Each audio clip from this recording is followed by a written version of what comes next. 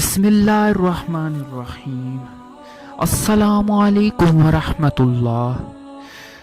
سورۃ البروج میں اللہ سبحانہ و تعالی نے اصحاب الاخدود یعنی خندق والوں کا ذکر فرمایا ہے۔ بہت عرصہ پہلے کی بات ہے کہ ایک ظالم بادشاہ تھا جس نے اللہ پر ایمان لانے والے لوگوں کو آگ کی خندقوں میں جلایا۔ اس واقعے کو بیان کر کے اہل ایمان کو کافروں کے ظلم و ستم پر صبر کرنے اور توحید پر قائم رہنے کی تلقین کی گئی ہے۔ یہ واقعہ حدیث کی مشہور کتاب صحیح مسلم کی ایک حدیث مبارکہ میں تفصیل سے بیان کیا گیا ہے۔ پہلے زمانے میں ایک بادشاہ تھا جس کے پاس ایک جادوگر تھا۔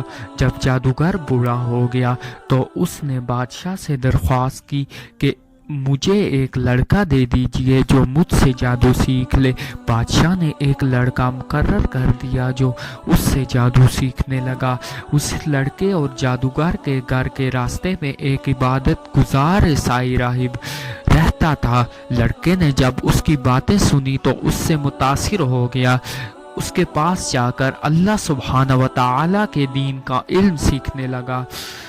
لڑکا اس سوچ میں تھا کہ جادوگر اور عیسائی راہب میں کون سچا ہے اور اسے کس کی باتیں ماننی چاہیے۔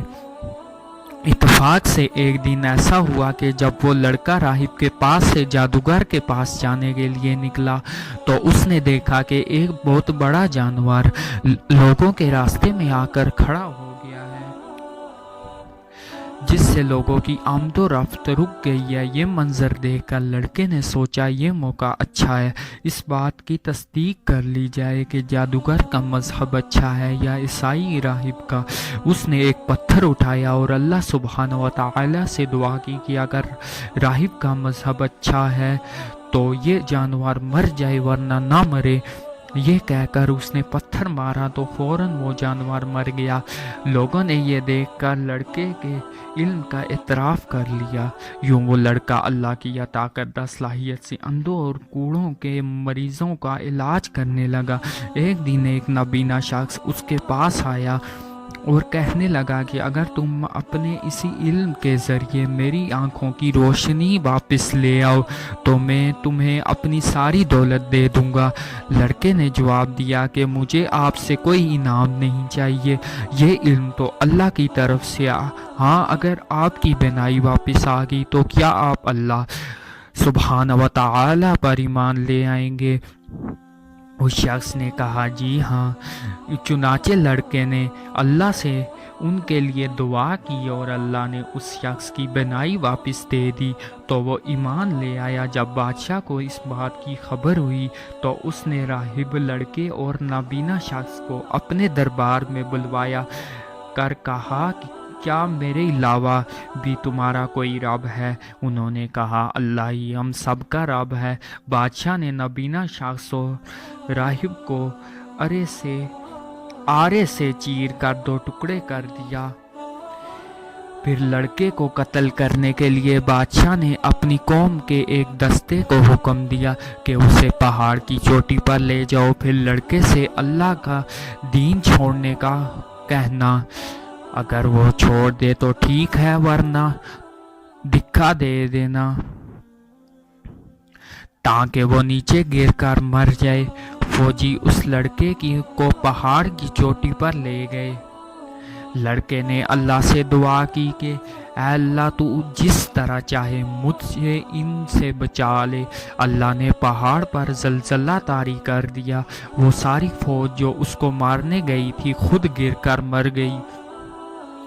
وہ لڑکا صحیح سلامت دوبارہ بادشاہ کے دربار میں پہنچ گیا۔ بادشاہ نے پوچھا کہ میری فوجی کہاں ہیں؟ اس نے جواب دیا کہ ان سب کو میرے رب نے مار ڈالا اور مجھے بچا لیا۔ بادشاہ نے پھر دوسرے دستے کو حکم دیا کہ اسے سمندر میں لے جاؤ۔ جب سمندر کے درمیان میں پہنچو تو اس سے اللہ کا دین چھوڑنے کو کہنا۔ اگر وہ چھوڑ دے تو ٹھیک ہے ورنہ اسے سمندر میں پھینک دینا۔ فوجی اسے لے گئے۔ جب سمندر کے درمیان میں پہنچے تو اس لڑکے نے پھر اللہ سے دعا کی کہ اے اللہ تو جس طرح چاہے مجھے ان سے بچا لے۔ اللہ نے ساری فوج کو غرق کر دیا اور اس لڑکے کو پھر بچا لیا۔ وہ دوبارہ بادشاہ کے دربار میں پہنچا۔ بادشاہ نے پوچھا کہ میرے فوجی کہاں ہیں؟